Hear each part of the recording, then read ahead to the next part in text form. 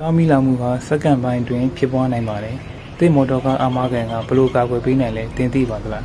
။အားလုံးပဲမင်္ဂလာပါကျွန်တော်ကိုကြည့်ခိုင်ပါအာမခံအကြံပေးဝန်ဆောင်မှုနဲ့ဘုသူဒ္ဓများမျှဝေနေသူတူဖြစ်ပါတယ်။ကြာခင်ကဖြစ်ပွားခဲ့တဲ့ကားမီလာမှုတစ်ခုကိုလေ့လာကြည့်ကြရအောင်။ဒီဖြစ်စဉ်မှာရန်ထားတဲ့မော်တော်ယာဉ်၃စီးလုံးမီလာမှုကြောင့်ပျက်စီးဆုံးရှုံးခဲ့ရပါတယ်။ပျက်စီးဆုံးရှုံးမှုတန်ဖိုး3000ကျော်ရှိခဲ့တယ်လို့သိရပါတယ်။အကြောင်းအရာတွေကကားမီလာမှုကိုဖြစ်ပွားစေနိုင်ပါသလဲ။ဓာတ်ဆီယိုစိမ့်ခြင်းဝါရင်းတက်တွန်းမှုမှားယွင်းခြင်းမော်တာအပူလွန်ကဲခြင်းတို့ကြောင့်ကားမီလောင်မှုဖြစ်ပွားနိုင်ပါတယ်။မီလောင်မှုကြုံတွေ့လာတာကဘာပဲဆောင်ရွက်တဲ့လဲ။လုံခြုံရေးအတွက်ဦးစားပေးပါလုံခြုံရေးအတွက်ဦးစားပေးပါသက်ဆိုင်ရာမိသက်ဌာနကိုအကြောင်းကြားပါဖြစ်စဉ်တစ်ခုလုံးကိုဓာတ်ပုံမှတ်တမ်းဗီဒီယိုမှတ်တမ်းများယူထားပြီးဖြစ်စဉ်ပြီးမြောက်ပါက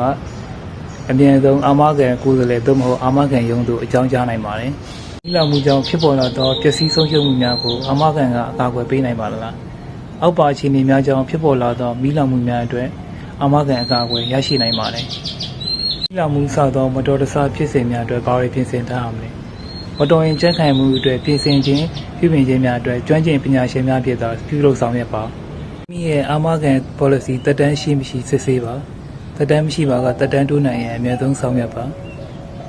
အကယ်၍မော်တော်ကားအာမခံမရှိပါကသက်ဆိုင်ရာကျွမ်းကျင်ပညာရှင်များနဲ့တိုင်ပင်ပြီးအာမခံထားရှိတဲ့ကြောင်းထင်ပြအပ်ပါတယ်အားလုံးပဲကျေးဇူးတင်ပါတယ်ဘေးရန်ရဲ့ကင်းရှင်းကြပါစေ။